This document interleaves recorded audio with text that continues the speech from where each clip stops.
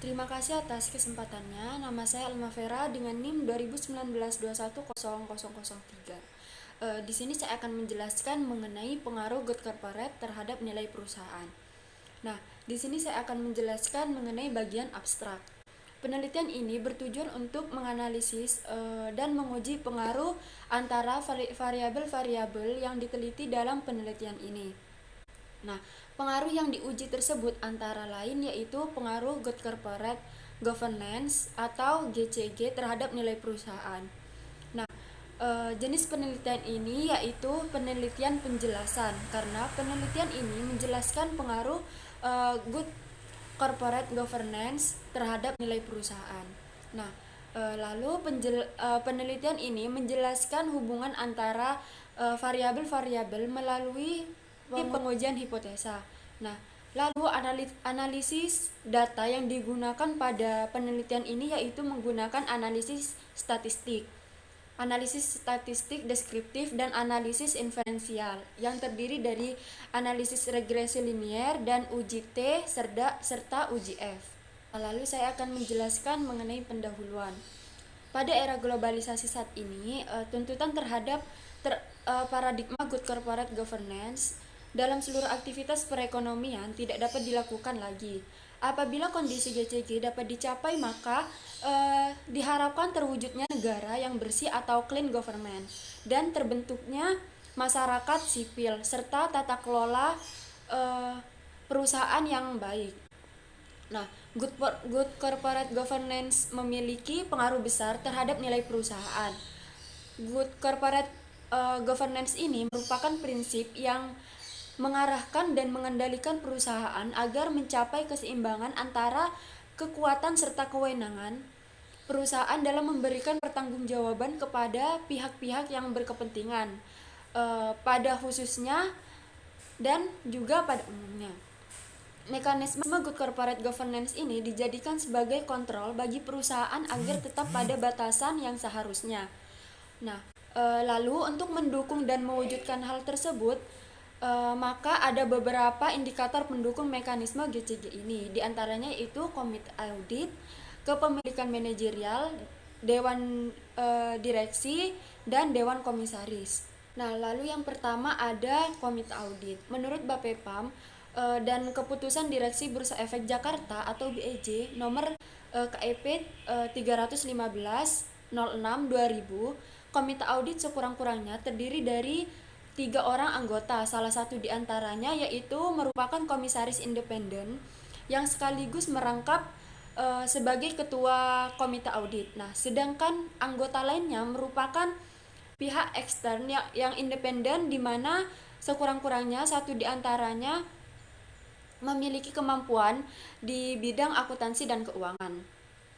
Komite audit juga merupakan suatu komite yang bekerja secara profesional dan independen yang dibentuk oleh Dewan Komisaris, dan dengan demikian tugasnya yaitu membantu dan memperkuat fungsi Dewan Komisaris atau Dewan pengawas dalam menjalankan fungsi pengawasan atau proses pelaporan keuangan, manajemen risiko, pelaksanaan audit, dan implementasi dari corporate governance di perusahaan-perusahaan lainnya. Lalu yang kedua yaitu kepemilikan manajerial. Kepemilikan manajerial ini merupakan jumlah persentase saham yang dimiliki oleh pihak manajemen yang aktif terlibat dalam proses pengambilan keputusan atau direksi dan komisaris atau juga seluruh modal dalam perusahaan. Nah, salah satu cara untuk minimalisir adanya konflik keagenan dalam perusahaan yaitu dengan menjelaskan atau dengan mensejajarkan kepentingan manajemen dengan pemegang saham perusahaan tersebut, yaitu dengan cara kepemilikan manajerial atau insider ownership. Sehingga selain menjadi pengelola perusahaan, manajemen juga berperan sebagai pemegang saham perusahaan tersebut. Kepemilikan manajerial yaitu jumlah saham yang dimiliki oleh pihak manajemen perusahaan yang secara aktif ikut dalam pengambilan keputusan pada suatu perusahaan. Nah, lalu yang ketiga ada dewan direksi.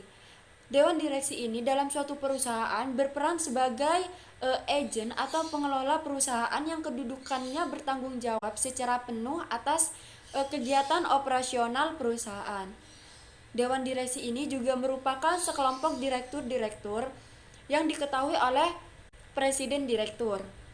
Dan dewan direksi juga harus memberikan informasi kepada dewan komisaris menjawab hal-hal yang diajukan oleh dewan komisaris. Lalu yang terakhir ada dewan komisaris. Dewan komisaris independen merupakan komisaris yang tidak berasal dari pihak terafiliasi atau berhubungan dengan pemegang saham pengendali, dan dewan komisaris independen memegang peranan yang sangat penting dalam perusahaan, terutama dalam pelaksanaan mekanisme penerapan good corporate governance ini. Nah, dewan komisaris merupakan inti dari corporate governance yang ditugaskan untuk menjamin pelaksanaan strategi perusahaan, mengawasi manajemen dalam mengelola perusahaan, serta mewajibkan terlaksananya akuntabilitas. Dewan komisaris juga merupakan pusat ketahanan dan kesuksesan perusahaan.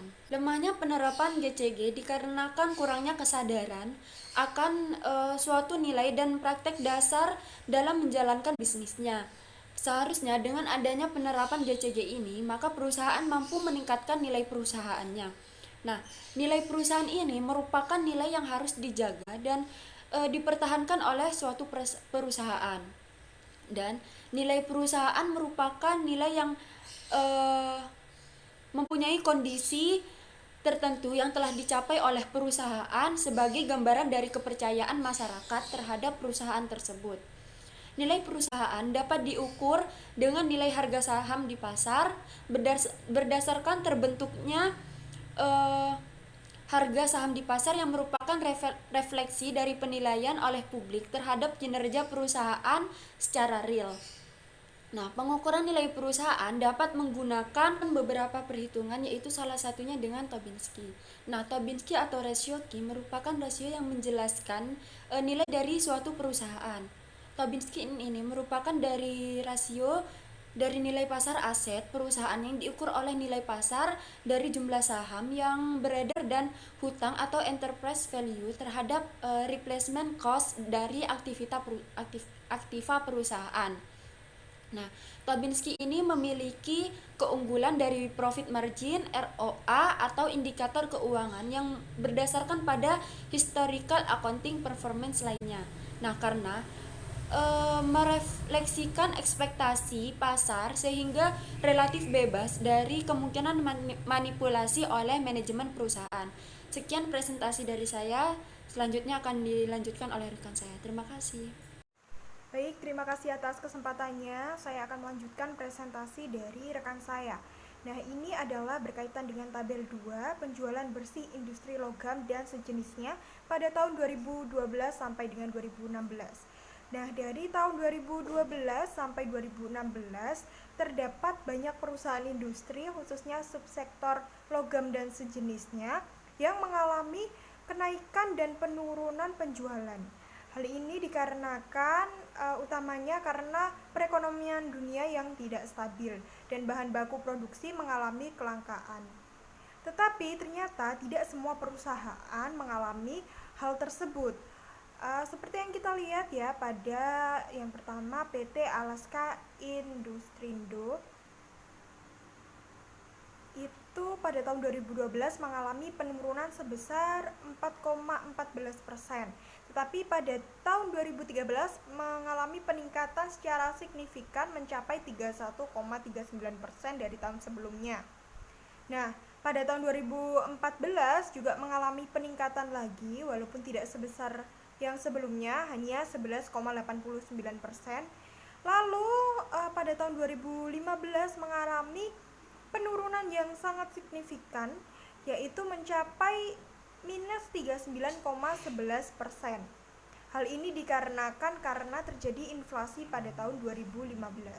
Nah, tetapi pada tahun 2016 perusahaan mampu melakukan perubahan strategi penjualan sehingga penjualan naik drastis hingga mencapai angka 53,72%. Nah, begitu juga dengan contohnya dari PT Gunawan Dian Jaya Steel pada tahun 2012 mengalami peningkatan penjualan sebesar 20%, tetapi pada 2013 sampai dengan 2016 selalu mengalami penurunan penjualan.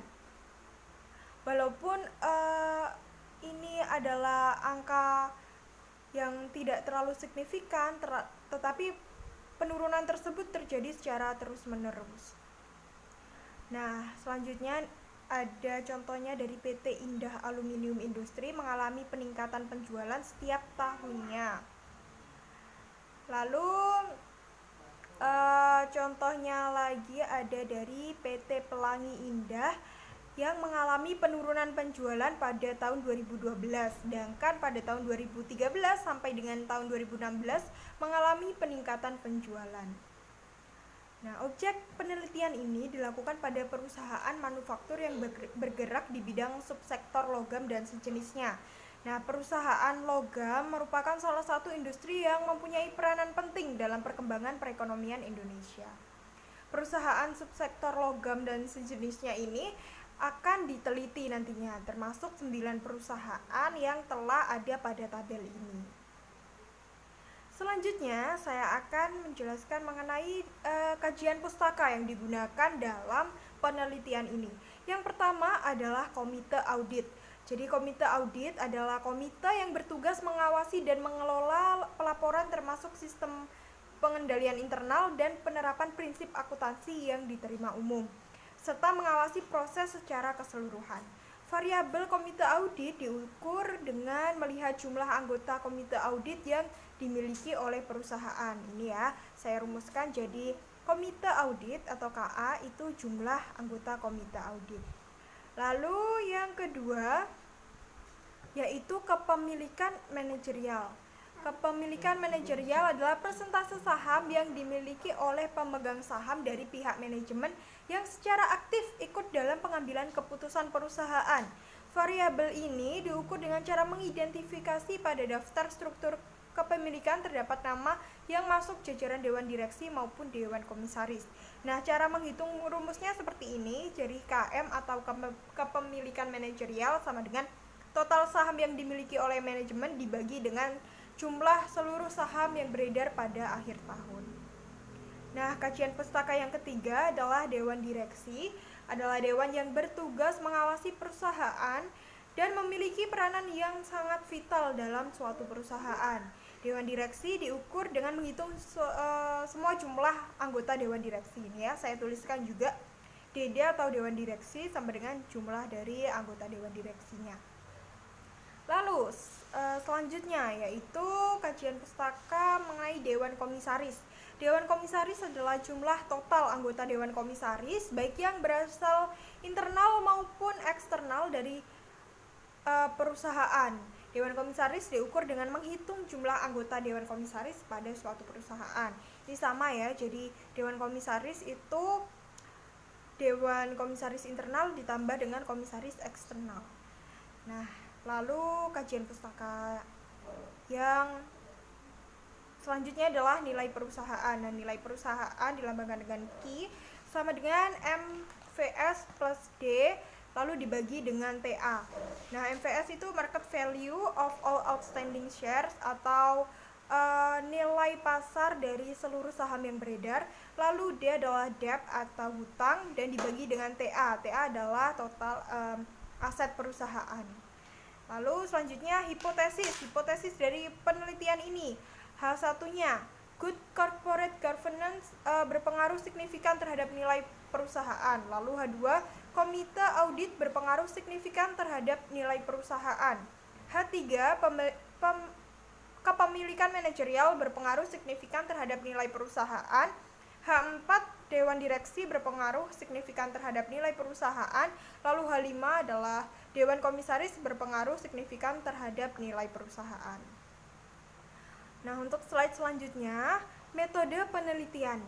Nah, jenis penelitian yang digunakan adalah penelitian penjelasan. Karena penelitian ini menjelaskan pengaruh dari good corporate governance tadi terhadap nilai perusahaan. Nah, penelitian ini menjelaskan hubungan antar variabel-variabel yang telah saya sebutkan melalui pengujian hipotesa. Maka dari itu, pengujian ini disebut dengan pengujian hipotesa. Jenis penelitian ini dipilih agar dapat menjelaskan pengaruh variabel bebas terhadap variabel terikat yang benar. Lalu sifat dari penelitian ini merupakan pengulangan dari peneliti terdahulu. Jadi peneliti terdahulu sudah ada penelitian ini, hanya saja berbeda dari segi sampel, variabel, dan juga periodenya yang berbeda. Perbedaan penelitian yang sekarang ini terletak pada objek penelitian dan periode waktu dalam melakukan analisis datanya. Lalu uji analisisnya menggunakan model regresi berganda untuk mengetahui hubungan antara yang saya sebutkan tadi, ada komite audit, dewan direksi, kepemilikan manajerial, dan dewan komisaris terhadap nilai perusahaan. Sekian dari saya, akan dilanjutkan oleh rekan saya. Terima kasih. Perkenalkan, nama saya Deva Dilasani dengan NIM 2020-240-473. Saya akan melanjutkan penjelasan dari rekan saya. Berikut adalah hasil dan pembahasan. Di sini bisa dilihat adanya hasil outputan dari SPSS berupa hasil analisis regresi linear berganda, uji F atau simultan, dan uji koefisien determinasi. Selanjutnya, yang pertama ada Komite Audit Kepemilikan Manajerial, Dewan Direksi, dan Dewan Komisaris berpengaruh secara simultan terhadap Tobinski. Berdasarkan hasil uji F, dengan tingkat signifikan sebesar 0,05 diketahui bahwa variabel komite audit yang sebagai X1, kepemilikan manajerial sebagai X2, dewan direksi sebagai X3, dan dewan komisaris sebagai X4 berpengaruh secara serentak atau bersama-sama terhadap Tobinski. Hal ini ditunjukkan dengan uji F variabel bebas secara simultan berpengaruh signifikan terhadap Tobinski dengan nilai signifikan 0,00 lebih kecil dari 0,05. Hal ini mendukung penelitian yang dikemukakan oleh Good Corporate Governance yang mengatakan dibutuhkan untuk meningkatkan keberhasilan suatu usaha dan nilai perusahaan di mata publik. Penelitian ini sejalan dengan penelitian terdahulu yang dilakukan oleh Sarafina pada tahun 2017 yang mengupakan bahwa variabel independen Good Corporate Governance dan secara bersama-sama memiliki pengaruh yang signifikan terhadap variabel dependen yaitu nilai perusahaan atau Tobinski. Selanjutnya yaitu pengaruh komite audit terhadap Tobinski. Berdasarkan hasil analisis UJT, penelitian ini menunjukkan bahwa X1 yaitu komite audit secara parsial berpengaruh signifikan positif terhadap Tobinski. Hal ini ditunjukkan dengan T hitung lebih besar daripada T tabel, yaitu 5,496 lebih besar dari T tabel yaitu 2,021 dan nilai signifikasinya 0,00 kurang dari 0,05. Hal ini sejalan dengan penelitian yang dilakukan oleh Sarafina pada tahun 2017 yang menyatakan bahwa komite audit berpengaruh secara signifikan terhadap Tobinski. Jumlah anggota komite audit dalam suatu perusahaan harus disesuaikan dengan kompleksitas perusahaan dengan tetap selalu memperhatikan unsur efektivitas dalam proses pengambilan keputusan, sehingga memberikan kontribusi dalam nilai perusahaan dan juga kualitas laporan keuangan. Laporan keuangan telah mencerminkan kondisi perusahaan sebenarnya dan disajikan secara wajar sesuai dengan prinsip akuntansi yang berlaku umum. Yang ketiga, pengaruh kepemilikan manajerial terhadap Tobinski. Berdasarkan hasil analisis UJT, penelitian ini menunjukkan bahwa kepemilikan manajerial, yaitu X2, secara parsial tidak berpengaruh signifikan terhadap Tobinski. Hal ini ditunjukkan dengan nilai T hitung yang lebih kecil dari T tabel, yaitu minus 1,541 kurang dari 2,021 dan hasil signifikasi minus 0,131 lebih besar dari 0,05. Hal ini bertolak belakang dengan penelitian terdahulu yang dilakukan oleh Muriati pada tahun 2014 yang menyatakan bahwa kepemilikan manajerial secara parsial mempunyai pengaruh signifikan terhadap nilai perusahaan. Kepemilikan manajerial merupakan jumlah persentase saham yang dimiliki oleh pihak manajemen yang aktif terlibat dalam proses pengambilan keputusan seperti direksi dan komisaris atau seluruh modal dalam perusahaan. Salah satu cara untuk meminimalisir adanya konflik keagenan dalam perusahaan adalah dengan mensejajarkan kepentingan manajemen dengan pemegang saham perusahaan tersebut. Tetapi menurut Wida pada tahun 2014, ia menyatakan bahwa persamaan regresi yang dilakukan menghasilkan persentase kepemilikan manajerial tidak memiliki pengaruh terhadap nilai perusahaan. Hasil penelitian ini menyatakan bahwa peningkatan jumlah kepemilikan tidak mampu mengurangi konflik agensi yang timbul akibat hubungan keagenan. Yang keempat, ada pengaruh Dewan Direksi terhadap Tobinski.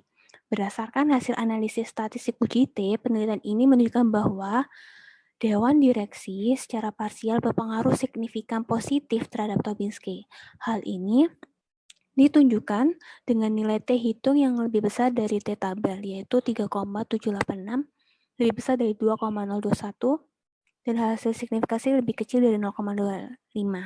Hal ini sejalan dengan penelitian yang dilakukan oleh Muriati yang menyatakan bahwa variabel Dewan Direksi secara parsial mempunyai pengaruh yang signifikan terhadap nilai perusahaan.